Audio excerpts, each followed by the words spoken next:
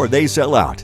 We are coming up on Earth Day this Saturday. Hopefully you have plans, even if it's just simply on your own front porch, to soak up the beauty of the world and find a way to make it look a little bit better. If you would like to be active in protecting our beautiful planet and the spot right here in Chattanooga, we've got some plans for you because Brian Smith and Jonathan Sussman have put their event planning hats on with the city of Chattanooga, getting us ready for Earth Day. Good to see you. Yeah, thanks for having us. You've kind of got this worked out where no matter what part of town you're in, you can take advantage of this because we've got so many parks around here. There's a public space for everyone to go and be a part. Absolutely. That's sort of the big part of being Earth Day is that it's a chance to give back. It's a chance to preserve our Earth. It's a chance to learn how we can protect our Earth. And we've got activation where it's cleanups that'll be happening throughout the day. We've got education where there's going to be classes at a couple different locations and then a big celebration at that night out at Miller Park.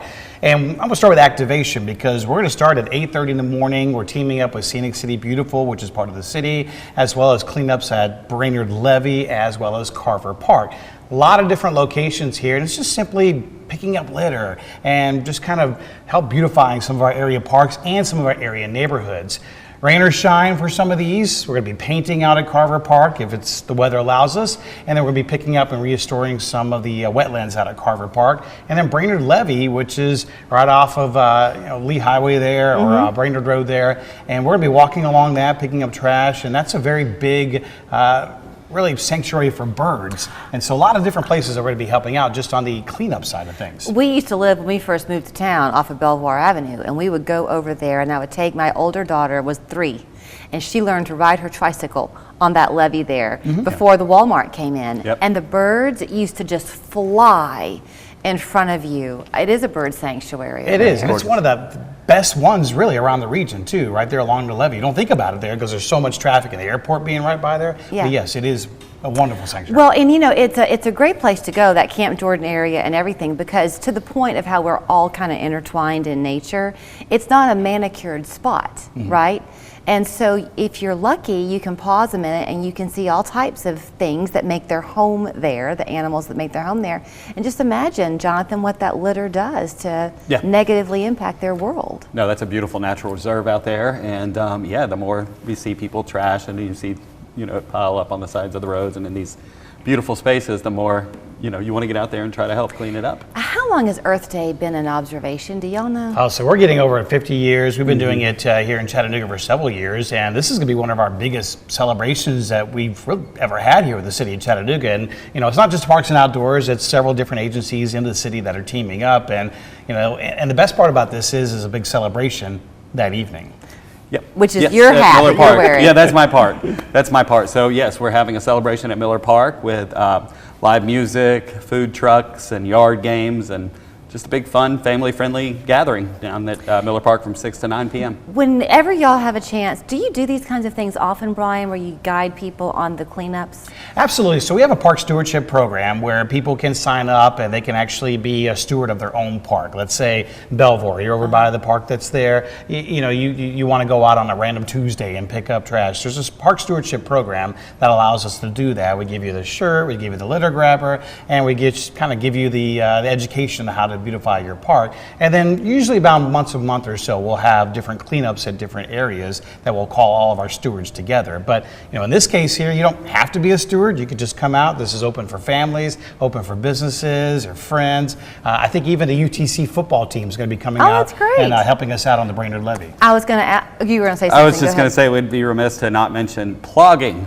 which is this. Plogging? That's right, plogging. It's a growing trend across the country, and it is picking up litter while you're jogging. So people will walk run with litter grabbers and little bags, and they'll run and pick up trash, put it in the bag, and then dump it all at the end. So we're going to be doing that all through downtown and Chattanooga Creek and Walhatchee Pike and all over. I was going to ask you about the frequent cleanups, though, because I wondered if you often hear people just kind of in shock at how much litter there truly is, because what you see when you walk and what you see when you drive by can be two very different things. And it happens, and in the case of Carver Park, there's a creek that runs through there, and sometimes when you have a lot of rain, sometimes that's going to pull in trash, and then as the water goes down, it just sort of settles there in that creek as well. So that's why we sort of target, Citico Creek that's right there in Carver Park to try to clean that up. But then that's also part of Earth Day too. When you're alleviating litter, when you're picking it up, it helps the natural environment and the ecosystem as well. Right.